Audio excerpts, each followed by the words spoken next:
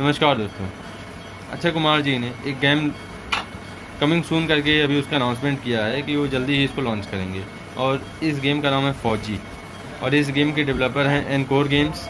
और ऐसा कहा जा रहा है कि इस गेम का जो मीन्स बेसिक बैकग्राउंड होगा वो गलवान वैली होगा और ऐसा भी है कि इसमें जो प्लेयर्स हैं वो इंडियन आर्मी के सोल्जर्स के तौर पे मीन्स खेलेंगे और जो दुश्मन है उनको जो उनका सफाया करेंगे।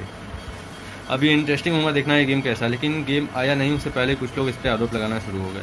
कुछ लोगों का कहना है कि मोदी ने जो है ये गेम जानबूझ के पबजी को जानबूझ के बैन किया क्योंकि उनको जो है मीन्स अक्षय कुमार ने जो है तभी एक फ़ौजी गेम लॉन्च कर दिया और 2 दिन में कैसे कोड इसका डेवलप हो गया जो है और कैसे मतलब ये सब मिले जुले हैं जो है और ये सब की पहले से प्लानिंग थी। तो कुछ का कहना है कि ये गेम फेक है, कॉपी है और कॉपी है और जो इसका पोस्टर है वो भी कॉपी करके किया गया है, ऐसा कहना है। और कुछ का ऐसा भी कहना है, कुछ लोग ऐसा भी कह रहे हैं जनरली कि पतंजलि के लिए मैगी बैन कर दी और फौजी के लिए पबजी बैन कर दिया। तो अब ये समझ लेते हैं कि ये लोग कहना क्या चाह रहे हैं। तो कुल मिला के बता दें कि ये गेम 2 दिन में नहीं डेवलप किया गया है किसी भी तरीके से। ये गेम 6 महीने से इसकी डेवलपमेंट चल रही थी, लेकिन जब इन्होंने बिजनेस कंपनी ने अपॉर्चुनिटी देखी कि ऐप जो है उसको गेम को लॉन्च किया जा सकता है और ट्रैक्शन लिया जा सकता है लोगों का, तो उसने ये गेम को अनाउंस करवा दिया अक्षय कुमार के साथ कोलैब करके।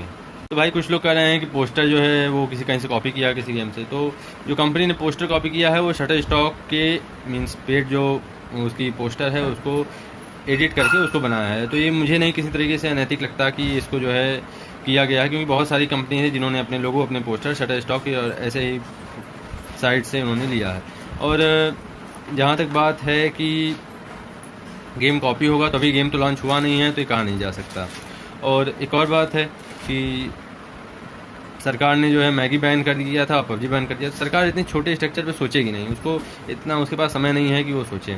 और जहाँ तक बात है ये चाइना की, तो चाइना के साथ अगर मान लीजिए कोड कॉपी भी होता है तो कोई गलत बात नहीं है, क्योंकि चाइना की हिस्ट्री ही ऐसी है कि वो बहुत सारे गेम्स को कॉपी करता है और अगर थोड़े कॉपी हो जाता है तो चैलेंज करने के लिए चाइना को सही है, क्या दिक्कत है भाई, थोड़ा गेम को कॉपी करके उसको जो है एडिट करके करेंगे।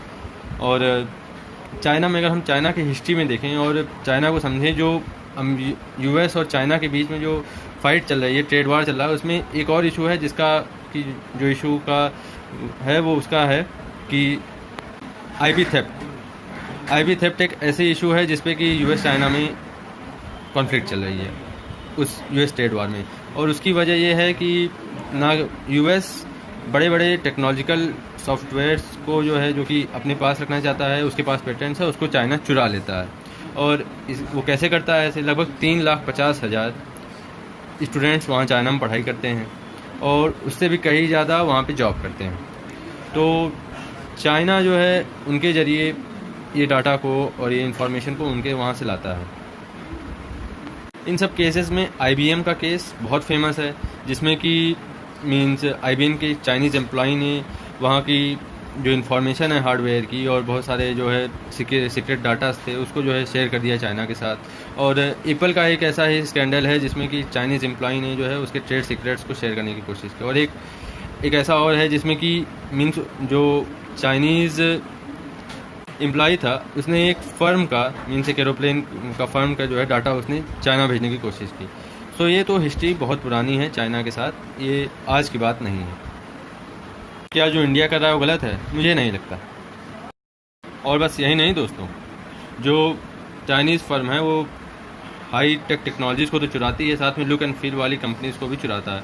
सच है उसने बहुत सारे कार्स की जो बाहर की कंपनियां हैं उसके लोगों को चुरा के अपने यहाँ का बाड़े जैसे कुछ प्रोडक्ट्स बनाए हैं। कुछ उसने KFC से चुराया है, कुछ उसने मैकडोनल्ड से चुराया है, कुछ उसने स्टारबक्स से चुराया है। तो उसने बहुत सारे जगहों से लोग चुराया और ऐसा नहीं है वो कंपनियां वहाँ इलीगल हैं। अब बोलेंगे कि इंडिया में कंपनियां तो ऐसा करती हैं, रीबुक कर देती हैं, लेकिन ऐसा नहीं है। वहाँ यहाँ कंपनियां वो इलीगल हैं, उनके ऊपर कार्रवाई हो सकती है, लेकिन वहाँ पे वो कंपनियां अच्छे से फल फूल रही हैं और पब्लिक सेक्टर में उनको अच्छे से मौका भी मिल रहा है काम करने का, आगे बढ़ने का। सो चाइना में वहाँ कोई ऐसी पॉलिसी नहीं है। तो दोस्तों बात कर लेते हैं फ़ौजी की। तो फौजी एक नेशनलिस्ट बेस्ड गेम है जिसमें कि आप एक भारतीय कमांडर और भारतीय आर्मी के कमांडो और कमांडर्स का ऑफिसर्स का रोल करेंगे।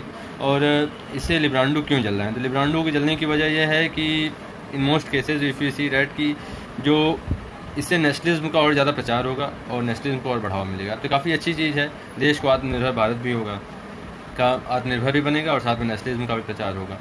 तो अब हम वेट कर सकते हैं गेम के लिए। अब ऐसा जल्दी हुई ऐसा कहा जा रहा है 2 to 3 मंथ्स में गेम आज लॉन्च होगा एंड लेट्स सी गेम कैसा होता है। लेकिन उससे पहले जज करने की ज़रूरत नहीं है क्योंकि ये आत्मनिर्भर भारत की तरफ एक बहुत बड़ा स्टेप है। थैंक यू दोस्तों, थैंक यू सो मच। आप लोग मुझे फॉलो करें YouTube, Instagram and Facebook and Twitter पे। थैंक यू सो मच दोस्तों।